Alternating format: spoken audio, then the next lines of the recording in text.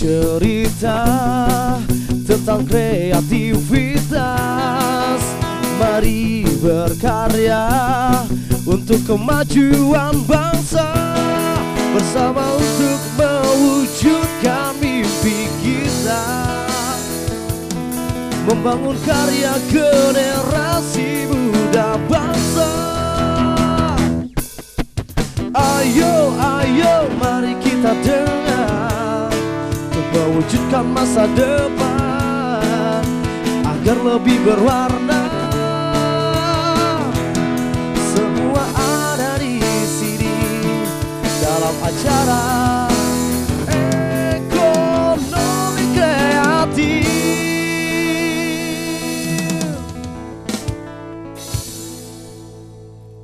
Kain tradisional atau wastra Indonesia menjadi satu hal yang menjadi bagian dari sejarah Indonesia, dan tentunya kain tenun juga bisa untuk menjadi bahan untuk kita belajar kilas balik tentang sejarah-sejarah masa dulu.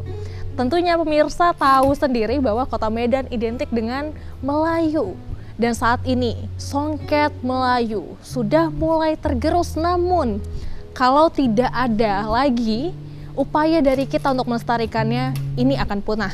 Dan sesuai dengan tema kita pada hari ini, yaitu adalah melakukan pelestarian Kesultanan, maksud kami pelestarian kain songket Melayu Kesultanan Delhi. Dan bersama dengan saya Azifah Zahrianis hadir kembali dalam acara Ekonomi Kreatif, dan tentunya pemirsa kita akan menghadirkan narasumber yang sangat luar biasa. Masih muda tapi perannya sangat dibutuhkan sekali dan menjadi peran penting untuk masa ini. Tentunya khususnya untuk kebudayaan Melayu sendiri. Dan di sini sudah hadir dengan Bang Tengku Diki. Halo, apa kabar? Alhamdulillah. Sudah melanglang buana. Ini saya lumayan deg-degan loh ini dengan kehadiran Bang Tengku Diki. Aku panggilnya apa nih?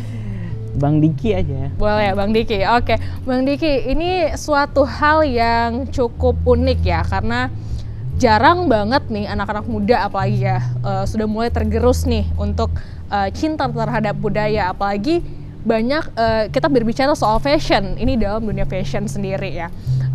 Banyak sekali yang sudah mulai ikut-ikutan untuk gerakan mencintai budaya lain nih, ikut-ikutan tren fashionnya orang lain. Tapi kenapa nih awalnya Bang Diki terjun ke dunia ini ya, ke dunia cinta terhadap songket Melayu, dan akhirnya buat sendiri nih songket Melayunya nih. Apa sih yang menjadi dasarnya sebenarnya, Bang? Ya, oke.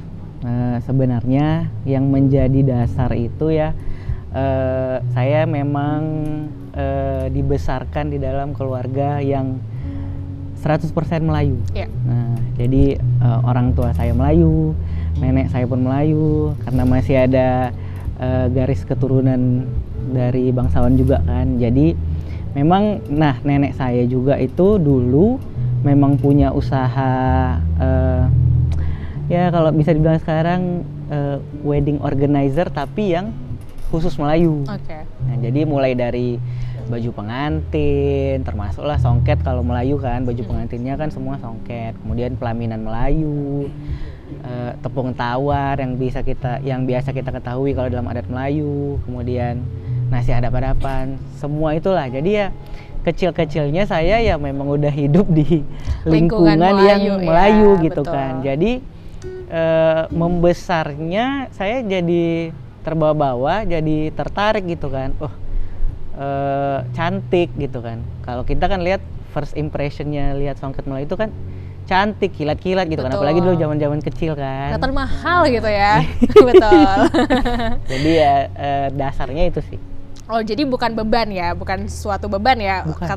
Karena keturunan darah Melayu nih akhirnya cinta terhadap songket ya. Akhirnya berterjun lagi di dunia fashion nih, ikut sama terdahulu ya, yang terdahulu. Nah, saat ini nih Bang, sudah awalnya mulai dari kapan sih untuk songket ini? Mulainya itu bisa dibilang waktu saya tamat SMA sih ya. Tamat SMA itu pada kalau zaman dulu tuh kan orang nggak banyak tahu songket. Betul. Apalagi di Medan gitu kan. Mohon maaf kalau sebelum tahun 2010 orang taunya kalau Medan tuh ulos. Betul. Horas, Nah, ya Horas, sapaannya. Baru-baru gitu ini kan. baru ahoy gitu Ya, ya. Baru kenal lagi Melayu. syukurnya lah betul. gitu kan. Jadi saya berangkatnya sih dari situ. Kemudian karena latar belakang itu tadi, kemudian saya kan sering juga bolak-balik ke Medan ke Malaysia gitu kan. Karena liburan juga masih banyak saudara juga di sana. Nah, di sana itu saya lihat kok songket ini mendapat tempat gitu kan. Kok jadi pakaian sehari-hari gitu kan. Kok kita nggak bisa buat di Medan gitu kan. Jadi kebetulan di sana ada salah satu kerabat juga di daerah, namanya kalau di Malaysia itu di Terengganu. Dan Terengganu itu memang terkenal dengan daerah penghasil songket nomor 1 di Malaysia. Sama kalau kayak kita di Batubara. Nah, jadi dia memang orang Terengganu dan dia bilang kan karena setelah berbincang-bincang dia tahu saya suka gitu kan, coba mulai, coba buat gitu kan. Ya akhirnya saya pulang ke Medan, saya coba tuh gambar-gambar di kertas dulu kan. Oh kalau gini, kalau bunga ini gini. Terus kalau sambil melihat-lihat juga koleksi kain-kain songket yang lama punya nenek kan, punya keluarga. Akhirnya mulailah ide gitu kan. Buatlah coba satu gitu. Tapi akhirnya bersama ada satu saudara gitu kan yang memang dia juga mencintai songket ya. ini gitu. Jadi akhirnya jadilah. Tapi dulu ngambil jurusan desainer gak sih? Kalau cerita jurusannya bertolak belakang. Oh gitu. Tapi ini juga bertolak belakang juga dengan ya cukup dibilang berbeda juga ya untuk keturunan yang tadi nenek berkecimpung di dunia wedding organizer, terus juga lebih ke adat istiadat. Dah, kenapa sih abang milih songket gitu? Okay. Kenapa harus songket? Kenapa nggak yang lain-lain gitu, yang seperti tarian atau yang lain-lain? Kenapa harus songket nih? Kalau dulu kan mikirnya itu tadi karena lihat cantik, karena kilat-kilat gitu. Betul. Kan, cantik nih gitu. Kemudian semakin dewasa saya makin meneliti juga kan. Dan dalam adat Melayu itu songket itu maknanya besar sekali. Wah, apa tuh maknanya? Nah, jadi sama seperti kalau kayak di adat Batak. Ya. Ulos itu ada ulos untuk yang berduka, ada ulos untuk yang perkawinan, ada ulos yang dia punya kriteria masing-masing. Nah, tapi kalau di adat Melayu sendiri, contoh paling sederhana itu ketika anak baru lahir. Itu kan kalau dalam adat Melayu ada upacara turun ke sungai. Nah, kalau kita kayak selamatan, syukuran lah gitu kan, kekahan gitu. Betul. Tapi dalam adatnya namanya acara turun ke sungai. Nah, di acara turun ke sungai itu anak bayinya itu digendong di dalam kain songket 7 lapis. 7 lapis Nah, 7 kain lapis. songket. Jadi digendong gitu kan, tapi alasnya kain songket 7 lapis. Oh, banyak banget ya. Nah, itu. Penasaran nih kenapa ya? Nah, jadi ya itu tadi, itu melambangkan bahwasanya dimuliakanlah anak yang baru lahir itu sebagai sebagai karunia dari Allah Subhanahu wa taala. Dengan dengan rasa kesyukuran kita itu tadi. Karena jadi kan maknanya ya, diambil karena simbolnya gitu ya. Dan ya kalau kain kan memang untuk buat baju, untuk menutup aurat, semuanya itu kan. Jadi ya basicnya itu ya kain itu tadi. Tapi banyak yang nggak tahu kalau ternyata kain songket, kain ulos, dan kain-kain tenun lainnya tuh punya makna tersendiri ya. Banyak yang luput dari hal itu. Bahkan menjadikan kain songket adalah hal yang mungkin sekedar hanya ya tadi yang saya bilang gitu kan, identik dengan orang tua, gitu, terus juga old fashion atau lain sebagainya. Nah, oke, tadi kita berbicara soal songket nih, banyak sekali makna-maknanya. Nah, dari mana sih taunya ini songketnya untuk acara anak baru lahir atau untuk pernikahan atau kalau nggak salah tuh ada juga kan songket yang anak gadis tuh beda sama yang sudah menikah gitu. Itu gimana cara taunya nih Bang? Nah, kalau di Melayu bedanya sama di adat Batak. Kalau di adat Batak kan memang dia punya kain-kain ulos yang masing-masing berbagai macam dan udah apa ya? Udah memang untuk itu, kayak misalnya ulos apa gitu memang untuk kematian. Ulos ini untuk pernikahan gitu kan. Nah, kalau di Melayu itu tidak seperti itu. Kalau di Melayu justru, nah kain songket ini kan dulu sejarahnya itu pakaian bangsawan, pakaiannya raja-raja lah gitu kan. Nah kalau dulu justru kalau masyarakat biasa itu tidak boleh pakai pakaian lain selain kain katun kosong yang warna hitam atau putih. Baik, nah, harusnya itu dalam adat.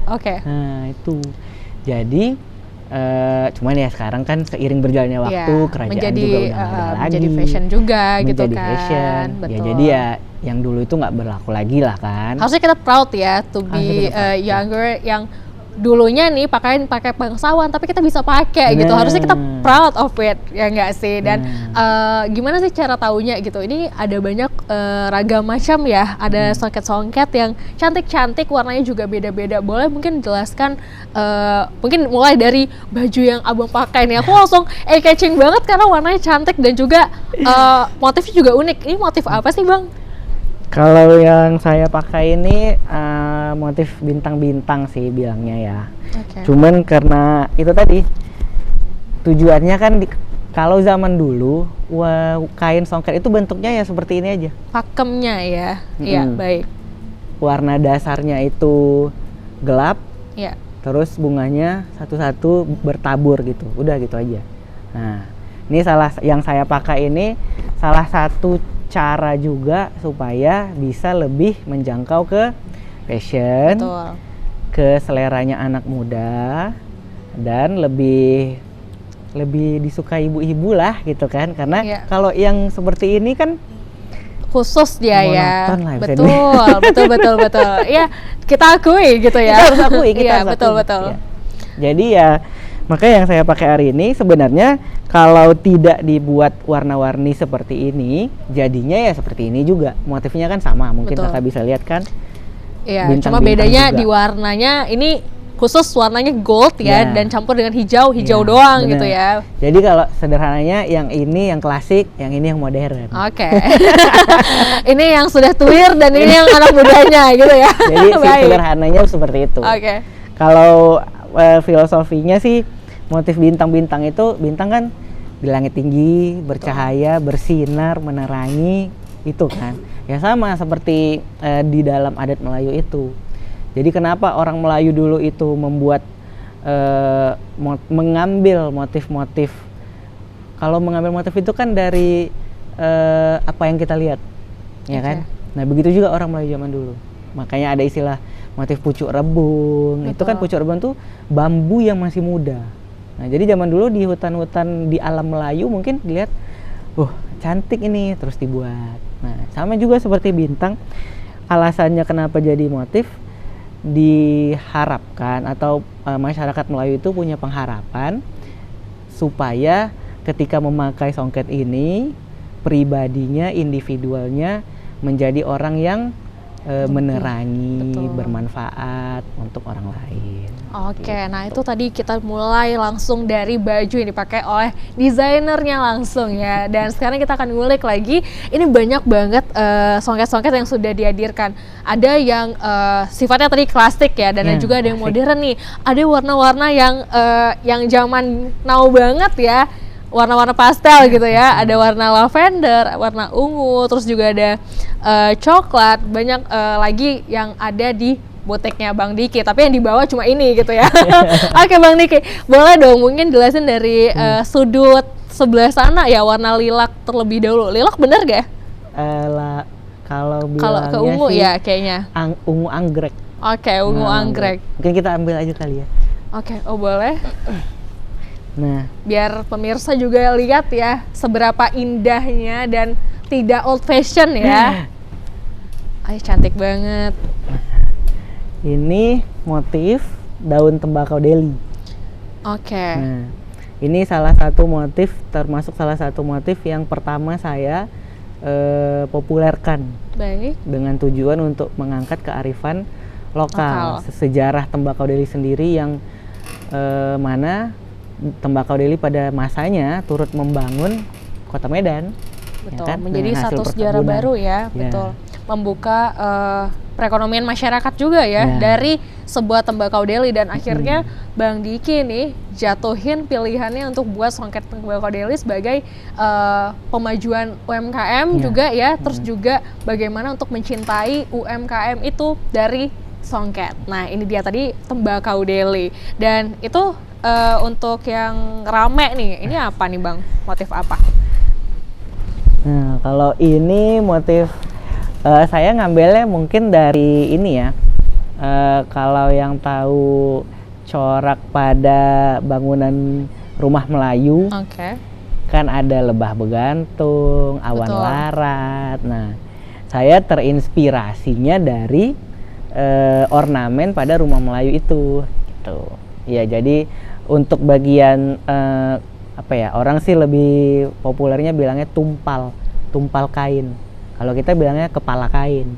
Oke. Berarti ini kalau misalnya dipakai posisinya di depan ya? Kalau perempuan. Oke. Nah itu ada beda lagi yang membedakan. Nah itu banyak banget ternyata hal yang perlu kita ulik ya. Tapi kita bahas dulu masalah songket ya, karena memang saya penasaran banget. Ini ada banyak banget sekali motif-motifnya, dan pengen tahu nih motif apa aja yang ada di sini.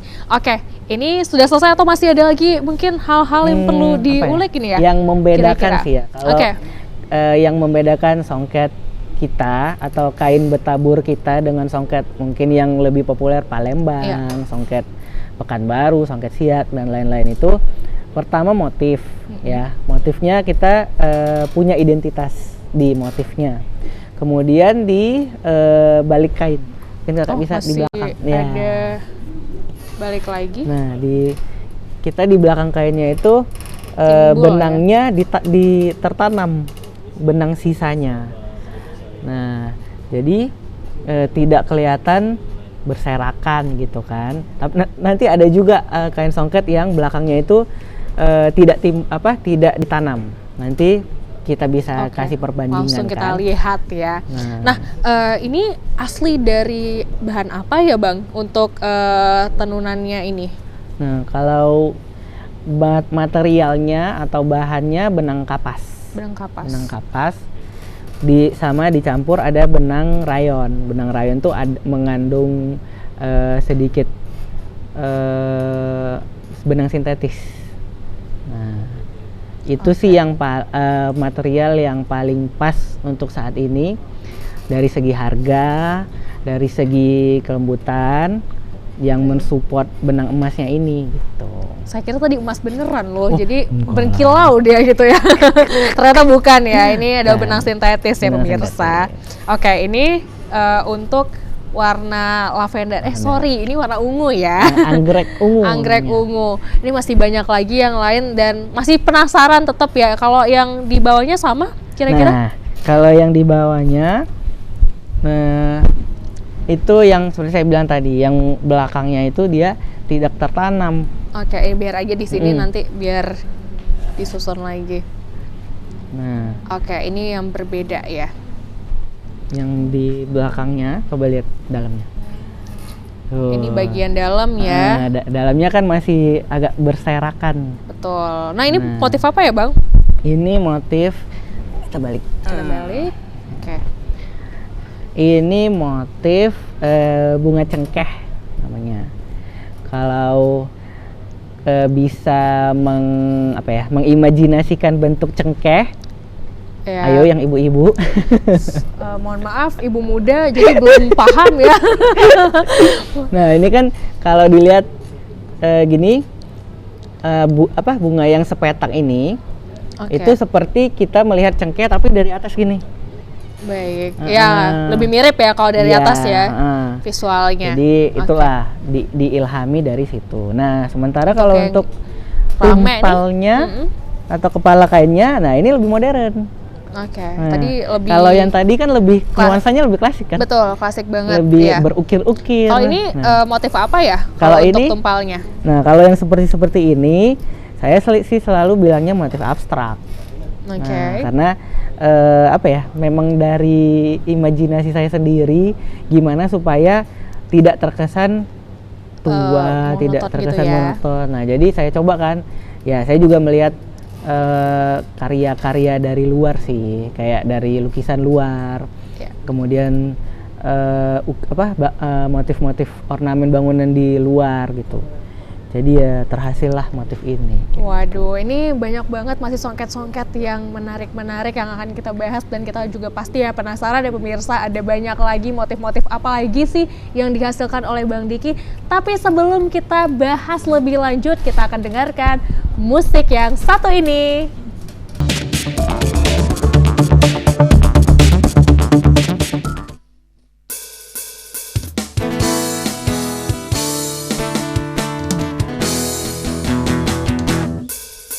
Mari bercerita tentang kreativitas.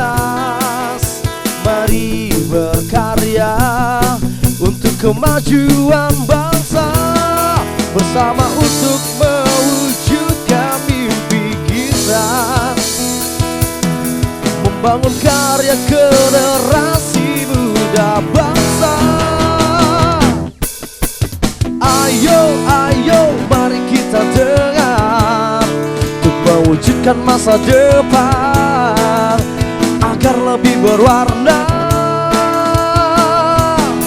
Semua ada di sini dalam acara ekonomi kreatif. Semua yang berwarna ada di sini. Pas banget nih lagunya ya Bang. Gimana nih Bang? Lihat yang cantik-cantik nih. Tertarik? Pengen beli? Pasti tertarik ya, karena memang dari songket-songket Melayu itu punya warna yang luar biasa. Betul. Karena dulu juga saya buat skripsi juga tentang salah satu, tapi ulos dari salah satu Paropasadum dari mana ya? Dari ini ya, Tapsel, betul, iya. Beda-beda. Jadi kita bangga ya di Indonesia ini ada yang songket, ada yang Beragam ulos luar ya. biasa, punya karakter sendiri. Keren sekali. Gimana nih Bang? Pengen beli atau gimana? Langsung biar dinego sekarang? Wis, boleh. Kita nego sekarang, kayaknya nanti habis ini kita mau beli ini kayaknya. Nanti di belakang kali ya. Iya. Betul. Tapi memang sesuai sih harganya sama desainnya, itu memang sesuai. Itu nilai seninya luar biasa. Jadi kalau ada orang mereka bilang yang itu mahal, itu mereka nggak ngerti nilai seni. Betul. Itu nggak ngerti nilai seni. Karena memang seni itu mahal Seni itu ya. mahal sekali. Sama kayak suaranya Bang. Waduh. Abang penyanyi kita yang satu ini itu mahal banget ya. Thank you, Kak Tentu Cici. ya. Gimana nih? Adakah kira-kira yang mau ditanyain sama Bang Diki? Tadi beberapa pertanyaan sudah terjawab sih dari Iya. Bang Diki. Nanti kalau ada pertanyaan saya kabari lagi. Oke, siap. Jangan lupa di WA ya. Siap. Siap. Oke. Nah, kita lanjut lagi nih pemirsa, di manapun Anda berada ya, kita masih bahas tentang pelestarian kain tenun Melayu Kesultanan Delhi, tentunya bersama dengan Bang Diki. Nah, pastinya penasaran ya, sudah seperti apa pencapaian-pencapaian dari Bang Diki sendiri, dan berikut akan kita saksikan visualnya.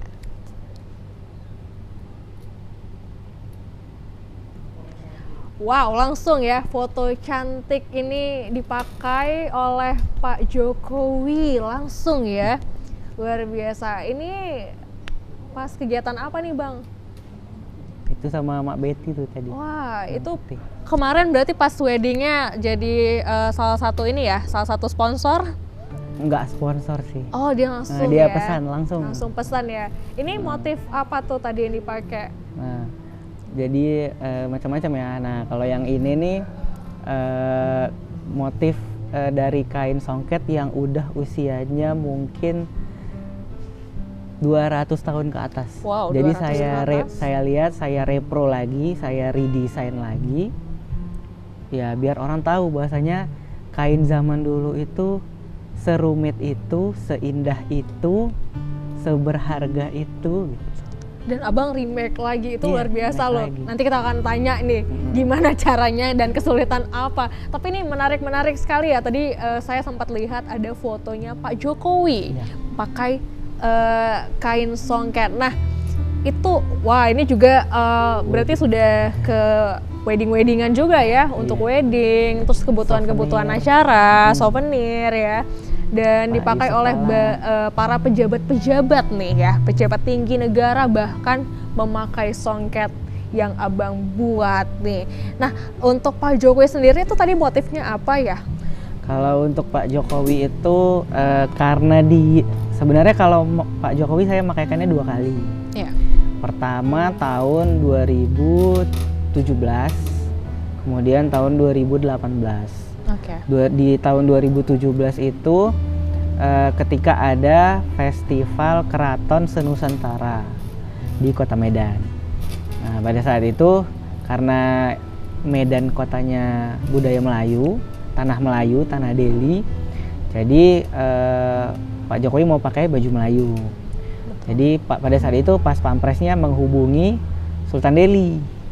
Nah, jadi karena Sultan masih saudara kan, jadi silakan langsung hubungi ke House of Tengku Diki katanya. Jadi ya saya dijumpai pas pampres, kemudian itu minta bikinin baju Pak Jokowi. Nah itu 2017. Kemudian ketika 2018 karena udah ada kontaknya mungkin ya, jadi abang lagi ya.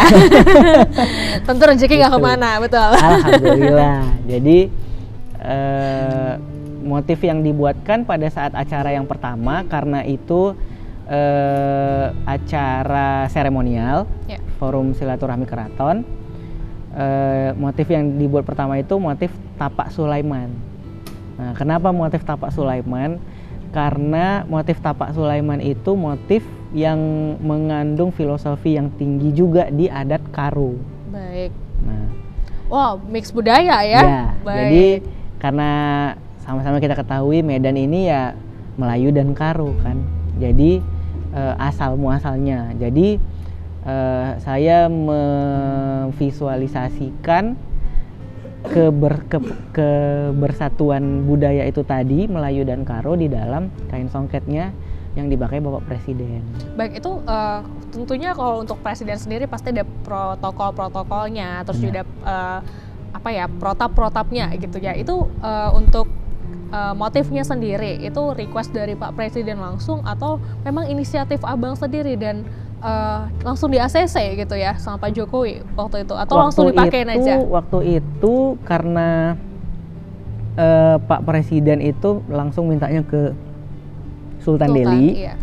Jadi saya atas arahan Sultan Delhi. Baik. Nah jadi saya konsultasinya kira-kira motif apa yang mau dibuat, warna apa itu ke Sultan Delhi.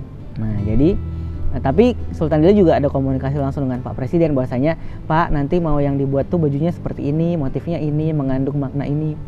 Dan saya dikabarkan bahwasanya Pak Presiden senang ketika tahu bahwasanya pakaian yang dipakai beliau itu mengandung filosofi yang tinggi dan sejarah.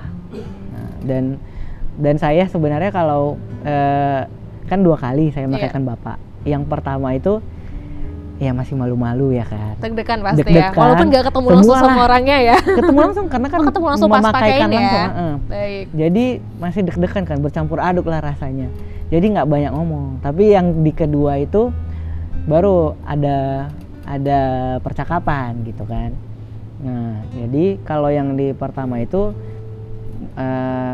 setelah diberitahukan beliau senang bahwasanya arti dan makna dari motif pakaian beliau itu seperti itu. Nah kalau yang di kedua itu karena acara adat kan, Pak Presiden menerima anugerah gelar adat dari Sultan Delhi. Iya. Nah, maka acaranya kan di dalam istana, acara adat. Jadi pakaiannya juga pakaian adat. Jadi yang saya buat waktu itu motif tembakau Delhi. Wah, keren. Dan pastinya nggak mungkin nggak senang ya. Kalau nggak senang pasti nggak dipakai 2 kali gitu ya. Tentu suatu kebahagiaan sendiri ya, kebanggaan tersendiri bagi Bang Diki nih bisa untuk buatin songket langsung kepada Presiden Republik Indonesia Pak Jokowi tentunya. Dan pastinya ini juga menjadi nilai yang cukup baik ya untuk Sumatera Utara, khususnya Kota Medan dalam mengembangkan kain tenunnya, yaitu songket. Nah, ngomong-ngomong ya, tadi kita sudah bahas banyak banget tentang motif-motif yang Abang buat, dan ini semuanya produksi sendiri, Bang? Produksi sendiri, tapi penenunnya dari awal tuh saya udah nyoba supaya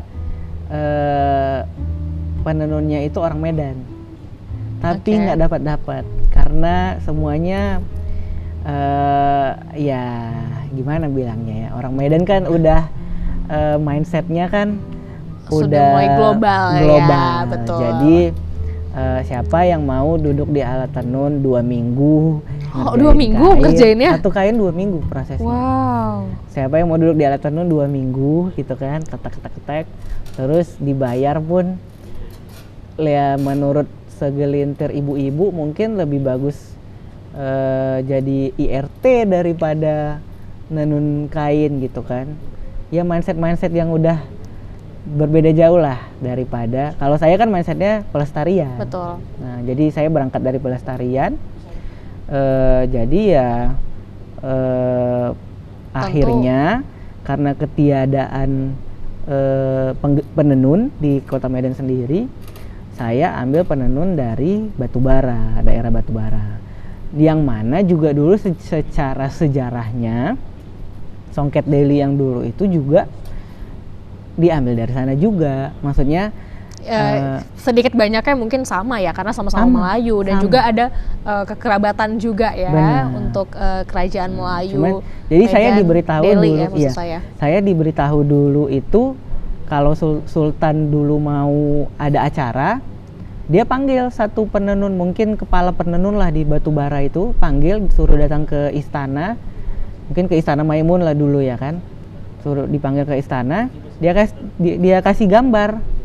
Jadi, nah, tolong buat baju saya seperti ini, tolong buat baju anak-anak saya seperti ini, baju istri-istri, baju orang-orang besar semua. Nah, jadi saya diberitahu ceritanya seperti itu. Dibuatlah ke batubara. Nah, sampai akhirnya pelan-pelan pun sempat juga diajarkan kepada kaum-kaum perempuan di dalam lingkungan istana itu menenun.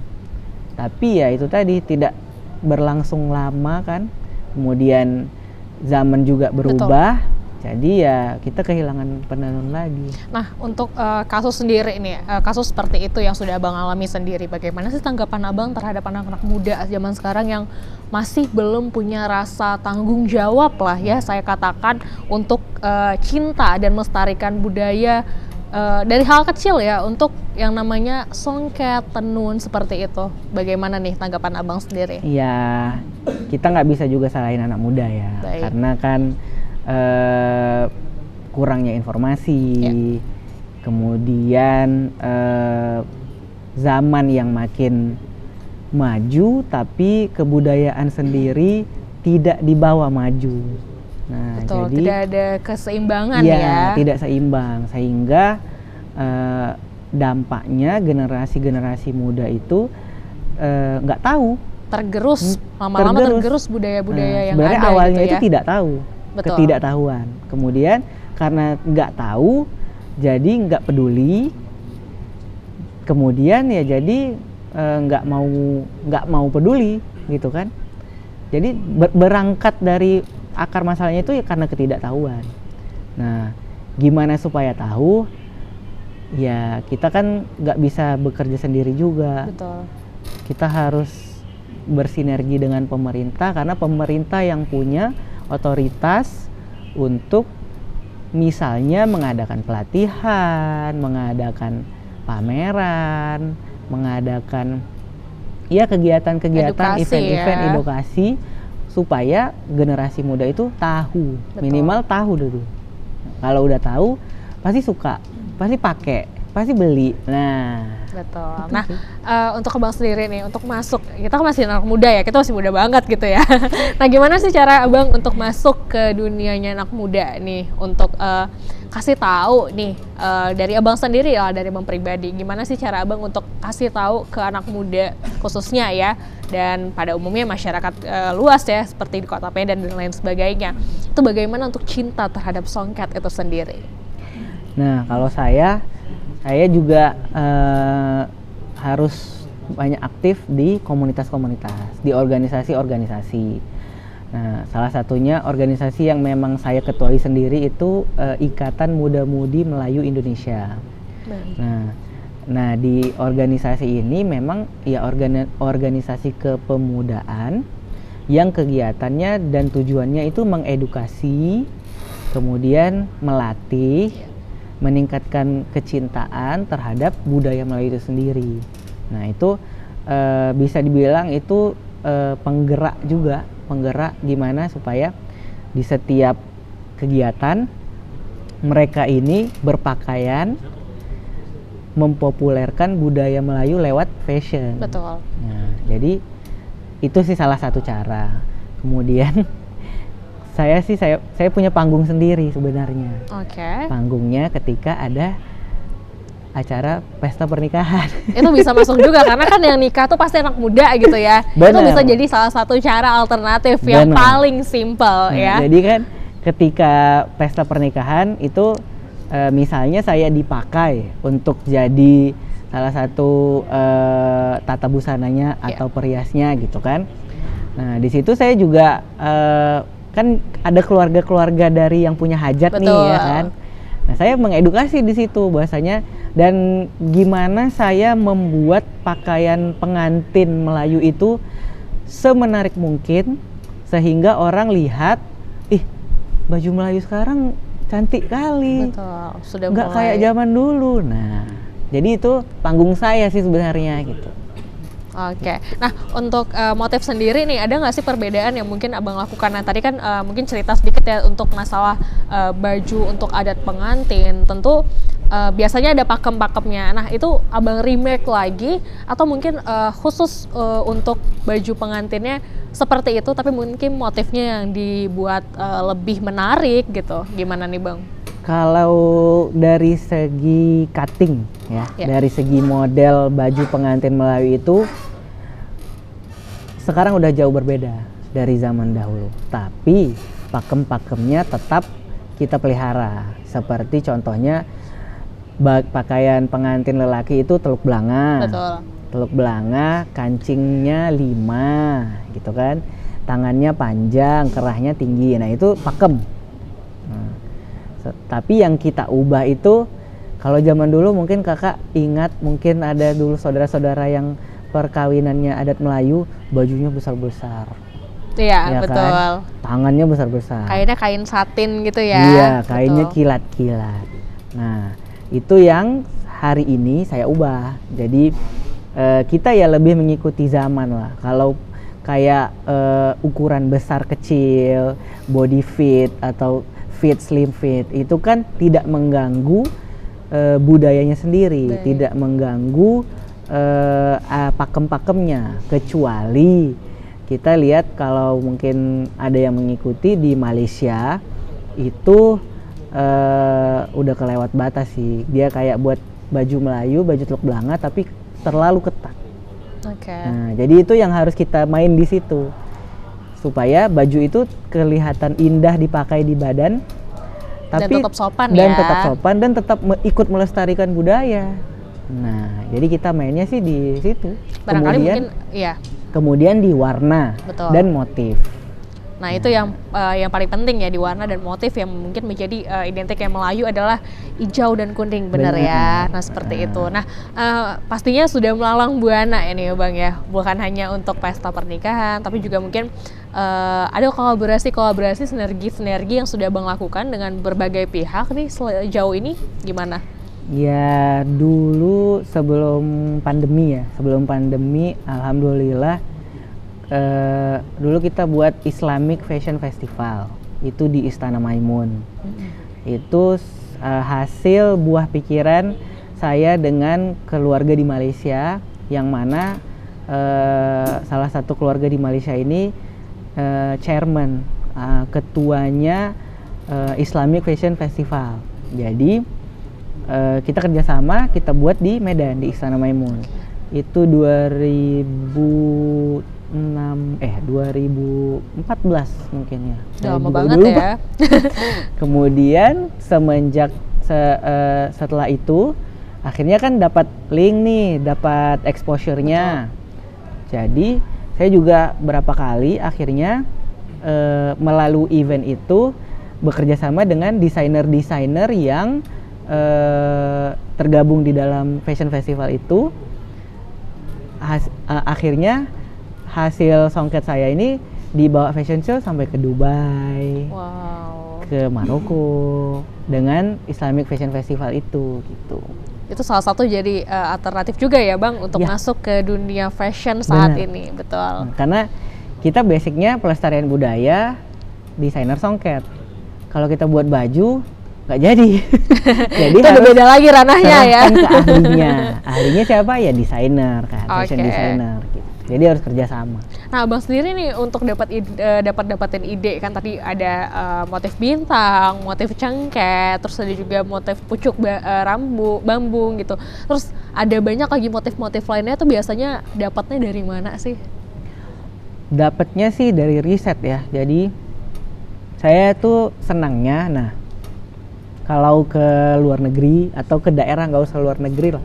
Kalau ke daerah-daerah yang di luar kota Medan itu pasti yang saya kunjungi museum perpustakaan. Oke. Nah, jadi memang membaca, melihat di museum itu kan pasti ada ada etalase kain Ya. tradisional. Dari manapun itu pasti ada. Jadi saya melihat di situ. Terus saya pelajari kenapa motifnya begitu, kenapa warnanya begitu. Kemudian setelah dapat, kita ke perpustakaan, kita cari literasi di daerah itu, yaitu sumber-sumbernya seperti itu. Tentu kita butuh banyak lagi nih contoh seperti sosok Bang Diki ya yang ikut tetap melestarikan budaya ya dengan cara apa? Dengan cara membuat songket dan menjadikan satu fashion terbaik di Kota Medan. Tentunya ini kita masih butuh lagi teman-teman semuanya ya untuk ikut cinta terhadap hal itu. Udah terakhir nih Bang, sayang sekali nih sepertinya waktunya sudah sedikit lagi ya. Tapi aku mau dengar dong harapan dan mungkin ke depan nih progresnya Bang Diki sendiri untuk songket tenun Melayu ini seperti apa kira-kira? Ya, saya berharap untuk saat ini songket itu udah dikenal. Betul. Nah, saya bilang tadi tahu dulu ya kan. Baik. Alhamdulillahnya untuk poin tahunya udah gitu kan. Tinggal promosi. Nah, promosinya ini untuk apa? Supaya terus-terusan ada, terus-terusan dilihat anak muda, terus-terusan berkembang. Jadi terus-terusan itu bukan berarti itu aja juga, Iya. tapi tetap kita harus berinovasi, Berkreasi ya. berkreasi supaya tetap mengikuti zaman, tapi pakemnya nggak diganggu gitu kan. Jadi kemudian setelah tahu tadi kita harus sering-sering nampak supaya, nah kalau udah kayak gitu kan kita bisa menyesuaikan kemauan anak Konsumen, muda betul. khususnya atau kemauan konsumen pasar pada umumnya secara luas dengan kitanya, Ya. gitu kan. Saya rasa itu sih supaya kita bisa tetap terus eksis kain songket ini. Betul, intinya cinta, suka, dan bagaimana kita untuk lebih mendalami lagi dan mengetahui ini seperti apa budaya kita guna untuk melestarikan kebudayaan yang menjadi jati diri bangsa Indonesia. Dan itu dia tadi pemirsa sejumlah wawancara kita dengan Bang Diki yang menjadi seorang anak muda yang cinta terhadap budaya melalui songket tenun Melayu. Dan tentunya masih banyak lagi cerita-cerita unik lainnya yang akan kami hadirkan setiap hari Selasa, tentunya hanya di Ekonomi Kreatif. Saya Ziva Zahrianis dan terima kasih Bang Diki sudah hadir dengan kami di sini. Semoga nanti kita bisa berkolaborasi ya. Amin. Oke, baik, terima kasih pemirsa dan sampai jumpa.